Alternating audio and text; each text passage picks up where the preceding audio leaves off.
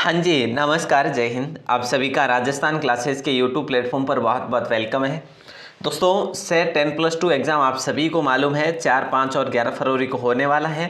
और इसके लिए हम वो प्रश्न पढ़ रहे हैं जो एग्ज़ाम के लिए बहुत ही महत्वपूर्ण है, यानी एग्ज़ाम में यहाँ से प्रश्न जरूर आपको देखने को मिलेंगे।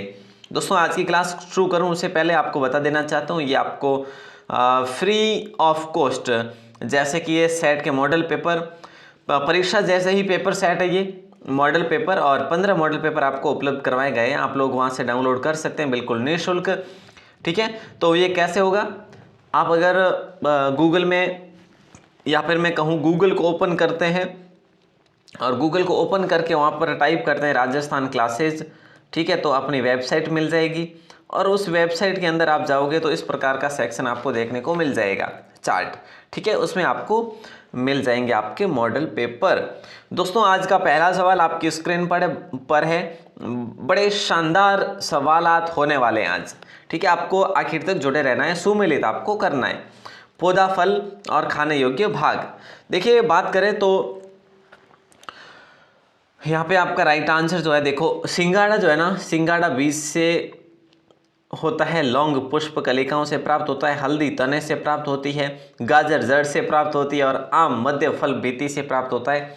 यानी कि ऑप्शन ए आपका लॉक होगा। और बहुत ही इंपॉर्टेंट सवाल है, आपको एक ही सवाल में ये पूछा जा सकता है कि लौंग कहाँ से प्राप्त होता है? पुष्प कलिकाओं से होता है।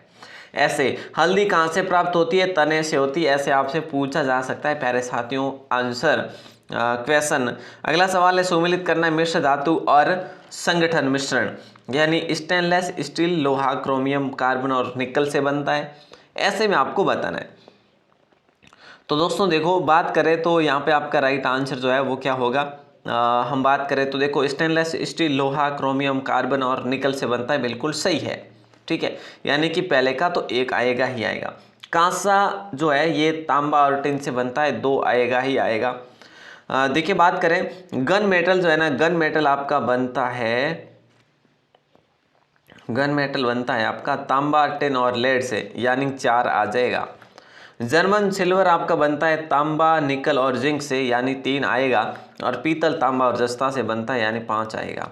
1 2 4 3 5, 1 2 4 3 5, 1 2 4 3 5 यहाँ पे आ रहे हैं, यानी ऑप्शन बी आपका लॉक हो जाएगा। ठीक है, अगला सवाल देखते हैं। अगला सवाल क्या कह रहा है? असंगत आपको चुनना है और दाब पास्कल, विद्युत आवेश कूलाम, लेंस की शक्ति डायोप्टर, विद्युत धारा वोल्ट। ऑप्शन डी आपका लॉक हो जाएगा। असंगत आपका विद्युत धारा का वोल्ट नहीं होगा, तो विद्युत धारा का क्या होगा? एम्पियर होगा दोस्तों, विद्युत धारा का। ठीक है, अगला सवाल है, सुमेलित आपको करना है। यंत्र और उपयोग मापक दे रखा है यहाँ पे, और ये राइट आंसर भी आपको बताना है। देखो, बात करें तो स्पिग्नो मैग्नो मैनोमीटर जो है ना, ये इसका रक्त दाब है, ये रक्त दाब के लिए है। सिस्मोग्राफ जो है भूकंप के लिए सही है दोस्तों। फेदोमीटर जो है समुद्र की गहराई के लिए, ये भी सही है। एमीटर विद्युत धारा के लिए है। और कार्डियोग्राम जो है हृदय गति के लिए है। यानी कि 1 2 3 4 और 5 सही होगा आपका ऑप्शन ए। बिल्कुल अच्छा सवाल है और ऑप्शन ए को आपने चुना है, बिल्कुल सही है। और अगला सवाल देखिए, असत्य कथन आपको चाटना है। असत्य कथन आपको चाटना है। अपवर्तन के कारण उगता और अस्त होता सूर्य बड़ा दिखता है। अपवर्तन के कारण उगता और अस्त होता सूर्य बड़ा दिखता है। ग्लूकोज को कोष्ठीय ईंधन कहते हैं। जिब्रेलिन फल पकाने वाला हार्मोन है, ये तो सही है ना? ये सही है क्या? बताओ जल्दी से। नहीं सर। तो दूध को पूर्ण आहार इसलिए कहते हैं कि दूध में प्रोटीन, वसा, खनिज, लवण और विटामिन सभी घटक पाए जाते हैं। यानी यहाँ पे असत्य कथन आपका ऑप्शन सी ही है। ठीक है, असत्य कथन ऑप्शन सी ही है, याद रखना। और अगला सवाल आपकी स्क्रीन पर है। वैसे दोस्तों अगला सवाल देखें, लेकिन उससे पहले ये चीज़ भी याद रख लेना, जिब्रेलिन जो है ना है फल पकाने वाला हार्मोन इसमें लिखा है, लेकिन जिब्रेलिन का प्रयोग जो है ना, ये आप हार्मोन बीजों के अंकुरण के लिए किया जा सकता है जिबरेलिन का प्रयोग, यानी बीज रहित फलों का उत्पादन किया जा सकता है इसके द्वारा। तो ऐसे में भी हम देखें तो थोड़ा सा रिलेट होता है, बट इसमें बाकी तो सारे के सारे सही है ना। तो अगला सवाल, बाकी अगर देखा जाए तो सारे सही ही है ना। अगला सवाल 6 नंबर है कि निम्न में से किस विटामिन की कमी से खून का थक्का धीरे बनने की बीमारी होती है। तो यहाँ पे आपका राइट आंसर जो है ऑप्शन विटामिन के हो जाएगा, ऑप्शन 4 समस्थानिक सी जो कार्बन 14 संबंध है, कार्बन 14 जो है संबंध है किससे है, फोसिल जीवाश्म के आयु निर्धारण में, है ना। कार्बन पद्धति जो है डेटिंग पद्धति जिसे हम कहते हैं, तो यहाँ पे आपका राइट आंसर होगा ऑप्शन सी। पृथ्वी का पलायन वेग दोस्तों कितना है, पृथ्वी का पलायन वेग जो है ना वो कितना है, तो बोले सर 11.2 किलोमीटर प्रति सेकंड। ये सवाल आपको एग्जाम में पूछा भी गया है, ये अभी 2022 में जो एग्जाम हुए इसमें 1-2 एग्जाम में पूछे गए सवाल है। भारत के कुल भौगोलिक क्षेत्र के कितने क्षेत्रफल है, तो याद रखना 24.01% पर है, भाग पर है, ठीक है। ऑप्शन डी आपका सही जवाब होगा। भारत में वर्तमान में कितने राष्ट्रीय उद्यान है, तो 106 राष्ट्रीय उद्यान है, याद रखना दोस्तों। अगला सवाल देखिए पूछा जा रहा है, भारत में सर्वाधिक वन क्षेत्र वाला राज्य कौन सा है। देखो वन क्षेत्र वाला राज्य पूछा जा रहा है ना, तो मध्य प्रदेश हो जाएगा, ठीक है। और आपको प्रतिशत वाला पूछा जाए तो आप क्या करेंगे, मिजोरम कर लेंगे। जैव विविधता के ताप स्थल कौन से है, देखिए दोस्तों जैव विविधता के ताप स्थल कौन से हैं, इनमें से पूर्वी हिमालय, पश्चिमी घाट, इंडो बर्मा क्षेत्र या तो सभी। तो बात करें तो सारे के सारे जो क्षेत्र है ना ये जैव विविधता यहाँ पर पाई जाती है, ठीक है। अगला सवाल, इसको हम लोग ये फॉन्ट मिस्टेक आ रही है इसमें, राजस्थान में वर्तमान में कितने संभाग और जिले हैं, इससे इजी कोई सवाल होगा नहीं आपके लिए। 7 संभाग और 33 जिले अभी इस बजट में आपको देखने को मिल जाएंगे, जो भी जिले होंगे नए घोषित होने वाले हैं। अगला सवाल है त्रिपुरा सुंदरी माता का जो मंदिर है ना कहाँ स्थित है, त्रिपुरा सुंदरी माता का मंदिर कहाँ पर अवस्थित है, तो बांसवाड़ा में दोस्तों। कई मरतबा बात हुई है कि तलवाड़ा में है त्रिपुरा सुंदरी माता को, तुरतई माता भी कहा जाता है, ठीक है, और पांचाल जाति की कुल देवी है।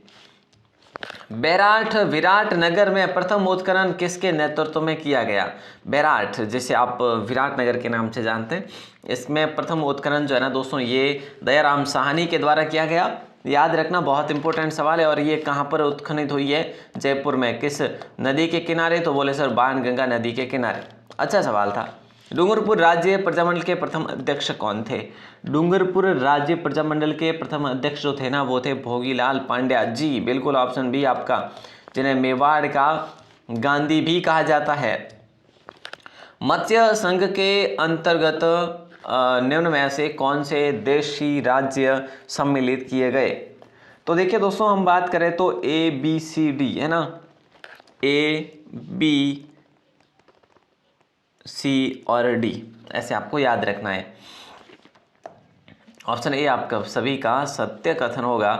राजपूतों द्वारा मराठों के विरुद्ध होरडा नामक स्थान पर एक सम्मेलन का आयोजन किया गया, उक्त सम्मेलन का आयोजन किस वर्ष में किया गया, देखो होरडा सम्मेलन की बात हो रही है, 17/7/1734 आप याद रखेंगे, 17/7/1734, 1734 में होरडा सम्मेलन हुआ था, भीलवाड़ा में हुआ था। विजय सिंह पथिक का मूल नाम क्या था, दोस्तों इससे आसान क्या हो सकता है, भूप सिंह इनका मूल नाम था, विजय सिंह पथिक का, ठीक है।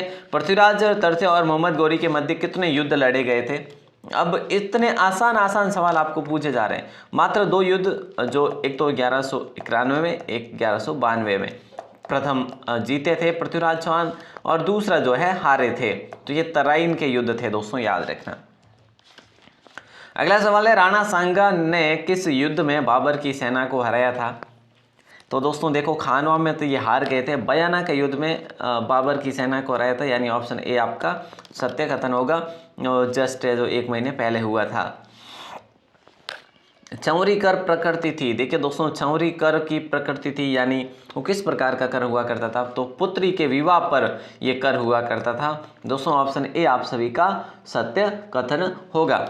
और अगला सवाल देखिए पूछा जा रहा है, अक्टूबर 1567 ईस्वी में अकबर द्वारा चित्तौड़ दुर्ग के घेराव के समय मेवाड़ का महाराणा कौन था, 1567 में उस समय जब अकबर ने युद्ध करा था, यानी कि अकबर के सामने किसने युद्ध किया था, तो उदय सिंह ने किया था।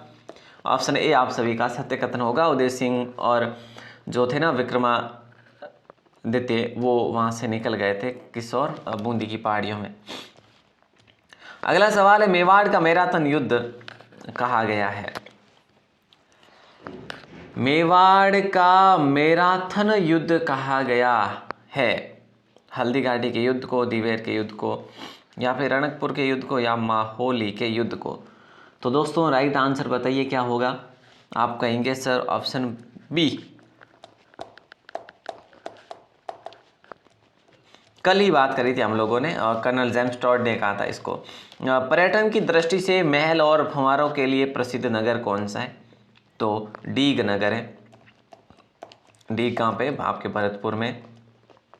ठीक है, बहुत अच्छा सवाल है। और वैसे देखा जाए तो जल महल तो जयपुर में भी है, बट ये फव्वारों के लिए और महल जो बने हुए हैं उस जल के अंदर, वो डीग के महल है, अधिक और प्राचीन भी।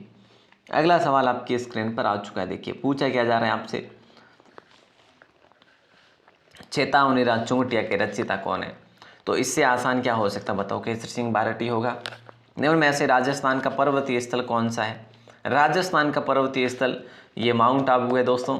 अब देखो कितना शानदार सवाल है कि नहीं, तो बिल्कुल आसान सा सवाल है। और 2011 की जनगणना के अनुसार राजस्थान की जनसंख्या वृद्धि दर राष्ट्रीय औसत से अधिक है, कम है, लगभग समान है या पूर्ण समान है, तो हम कह सकते हैं कि अधिक है। ऑप्शन ए आप सभी का लॉक हो जाएगा। अगला सवाल है, राजस्थान का वह जिला जिसमें औसत वर्षा सबसे अधिक होती है। झालावाड़, भरतपुर, बांसवाड़ा, सिरोही। औसत वर्षा सबसे अधिक होती है तो झालावाड़ कर लेंगे आप लोग। गुरुद्वारा बूढ़ा जोड़ किस जिले में अवस्थित है, जो कि ये गुरुद्वारा है ना दोस्तों, ये बूढ़ा जोड़ के नाम से कहाँ पर है, ये आपके गंगानगर के विजयनगर में स्थित है, याद रखिएगा। राजस्थान में अमेरिकन कपास का उत्पादन किस जिले में होता है, ये आपसे सवाल किया जा रहा है, तो यहाँ पे भी आपका लॉक होगा गंगानगर। राज्य की सबसे लंबी सीमा किस राज्य से मिलती है, ये आपसे सवाल किया जा रहा है। इतने इजी सवाल दोस्तों। तो यहाँ पे आपका राइट आंसर होगा मध्य प्रदेश से 1600 किलोमीटर की लगती है और 10 जिले इससे टच करते हैं दोस्तों, आप सभी को पता होगा। अगला सवाल है, 2001 की तुलना में 2011 की जनगणना में कमी हुई है जनसंख्या में, निरक्षरता में, जनसंख्या घनत्व में, इनमें से कोई नहीं। तो देखा जाए तो राइट आंसर निरक्षरता में कमी जरूर हुई है, साक्षरता बढ़ी ही है। अगला सवाल है, सुमेलित आपको करना है दोस्तों, संगमरमर और संबंधित क्षेत्र आपसे पूछा जा रहा है। ठीक है, तो हम देखें यहाँ पे आपका राइट आंसर क्या होगा। देखो हरा संगमरमर जो है ना आपको मिलेगा ऋषभदेव में। ठीक है, गुलाबी संगमरमर आपको बाबरमाल में मिलेगा। काला संगमरमर भैंसलाना में मिलेगा। और सफ़ेद संगमरमर आपका मकराना में मिलेगा। तो 2, 4, 1 और 3, 2, 4, 1, 3, ऑप्शन ए आपका लॉक हो जाएगा। बड़ा शानदार सवाल था। और अगला सवाल देखो, छप्पन का मैदान राजस्थान के किन जिलों में विस्तृत है। एक छप्पन का मैदान है, तो एक छप्पन की पहाड़ियाँ हैं। छप्पन की पहाड़ियाँ तो आपके दोस्तों बाड़मेर जालोर क्षेत्र में है, और छप्पन का मैदान आपका बांसवाड़ा डूंगरपुर क्षेत्र में, यानी ऑप्शन डी आपका यहाँ पे, सॉरी ऑप्शन ये जो सी है ना आपका सही जवाब होगा। अगला सवाल है, राणा प्रताप सागर बांध किस नदी पर स्थित है। राणा प्रताप सागर बांध जो है ना किस नदी पर स्थित है, नंबर 37 का राइट आंसर आपका हो जाएगा चंबल नदी पर स्थित है, यानी ऑप्शन सी आपका लॉक होगा। चंबल पर कुल 4 बांध बने हुए हैं। अगला सवाल है, राजस्थान में सोयाबीन के प्रमुख उत्पादक जिले कौन से हैं। तो दोस्तों याद रखना कोटा, बारा और झालावाड़ भी आप लोग लिख सकते हैं यहाँ पे। तो ऑप्शन ए आपका सत्य कथन होगा। राजस्थान का एकमात्र अभ्यारण्य जहाँ उड़न गिलहरियाँ देखी जा सकती है, उड़न गिलहरियों के लिए, चौसिंगा के लिए और भेड़ल के लिए, बहुत कुछ। जैसे मैं आपसे बात करूँ ना, तो आप ये भी कह सकते हैं कि यहाँ पर जो यहाँ के पेड़ पौधे हैं ना, जो औषधि रूपी काम आते हैं पेड़ पौधे जो भी है ना। अगला सवाल है, उत्तर पश्चिम रेलवे का मुख्यालय किस स्थान पर स्थित है। देखो इतने आसान से सवाल पूछे जा रहे हैं आपको, तो पूछो ही ना। ऑप्शन सी आपका यहाँ पे लॉक हो जाएगा। और अगला सवाल है, क्षेत्रफल की दृष्टि से देश का सबसे बड़ा राज्य कौन सा है? क्षेत्रफल की दृष्टि से देश का सबसे बड़ा राज्य कौन सा है? यानी ऑप्शन ए आप सभी का सत्य कथन होगा, है ना। मैं आपको क्या ही बात करूं, आपको अगर ना पता हो, 34 22 39 इसका कुल है 132 140। देखो ये तो है वर्ग मीटर वर्ग किलोमीटर में, ठीक है, ये वर्ग मील में, ठीक है। अच्छा सवाल है दोस्तों, राजस्थान में जिस पशुधन का सर्वाधिक प्रतिशत है वह पशु कौन सा है? तो याद रखना बकरी जो है ना, ये सर्वाधिक है राजस्थान में। अगला सवाल देखो, राजस्थान की प्रथम निर्वाचित लोकतांत्रिक सरकार का गठन कब हुआ? राजस्थान की पहली निर्वाचित लोकतांत्रिक सरकार का गठन कब हुआ? 3 मार्च 1952 को, यानी ऑप्शन डी आपका लॉक होगा। 1 नवंबर 1956 से पहले राजस्थान राज्य के प्रमुख जाने जाते थे, यानी किस नाम से? गवर्नर जनरल नहीं था, महाराजा धीराज भी नहीं था, राज्यपाल भी नहीं था, राज प्रमुख थे। और राज प्रमुख हमारे उस टाइम थे मान सिंह द्वितीय, जो जयपुर के थे।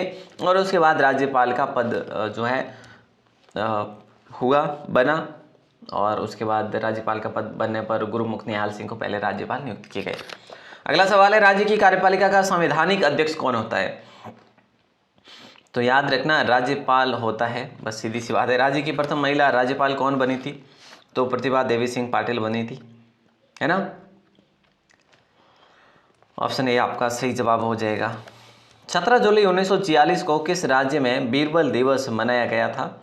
ये बात है 17 जुलाई 1946 की, 17/7/1946, और ये बात है बीकानेर की, यानी आपने ऑप्शन सी को चुना है, तो बिल्कुल आपका सही आंसर होगा। दोस्तों अगला सवाल है, संविधान में राज्य के मुख्यमंत्री के कर्तव्य निर्धारित है। संविधान में राज्य के मुख्यमंत्री के कर्तव्य निर्धारित है, तो कर्तव्य जो है ना आपके अनुच्छेद 167 में है, यानी ऑप्शन ए आपका सही जवाब होगा। किसी भी राज्य में मंत्रियों की संख्या का प्रतिशत विधानसभा सदस्यों का कितना प्रतिशत होता है? तो राइट आंसर होगा 15%, यानी ऑप्शन बी आपका सही जवाब होगा। और अगला सवाल देखो, मुख्य सचिव की नियुक्ति किसके द्वारा की जाती है? तो मुख्यमंत्री के द्वारा की जाती है। कौन नहीं जानते भाई साहब इनको। और अगला सवाल जिसका आंसर आपको देना अभी वैसे बता ही देते हैं, असंगत आपको बताना था, ये आपका सही है। गोविंदगिरी ट्राइबल यूनिवर्सिटी ये बांसवाड़ा भी सही है। केशवानंद कृषि विश्वविद्यालय बीकानेर ये भी सही है। राष्ट्रीय विधि विश्वविद्यालय ये जयपुर में नहीं है, ये आपके जोधपुर में स्थित है, याद रखना दोस्तों, ठीक है। अब मैं आपको एक सवाल दे रहा हूं जिसका आंसर आपको देना है 12 के कमेंट सेक्शन में। बिल्कुल आसान सा सवाल होगा, ठीक है, एकदम से आसान सा सवाल देता हूं आपको। हाँ ठीक है, यहाँ पे लिख देता हूँ। प्रसिद्ध भर्तहरि का मेला कहाँ पर आयोजित होता है? भर्तहरि का मेला किस जिले में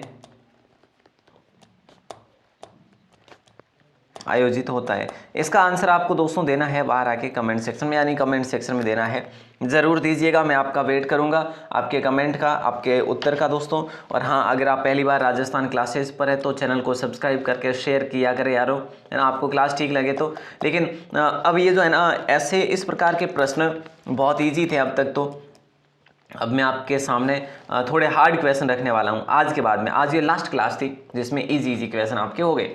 अब आपका जो रहेगा ना लेवल, वो हार्ड रहेगा पेपर का, तो ज़रूर सुबह की क्लास हमारे साथ जुड़े रहिएगा, रात्रि 9 बजे की क्लास को भी देखा करें। आप सभी का दिल से बहुत बहुत शुक्रिया, और राजस्थान क्लासेस वेबसाइट को विजिट ज़रूर करें। ऐप के बारे में आपको बता चुका हूँ, अभी आपके लिए टेस्ट बन रहे हैं, तो आपको उसके लिए एक वीक ही रहेगा, और एक वीक देखा जाए तो बहुत होता है। अगर आप 10 टेस्ट देते हैं तो एक वीक में बहुत है ना। तो आप सभी का दिल से बहुत बहुत शुक्रिया। जय हिंद, वंदे मातरम।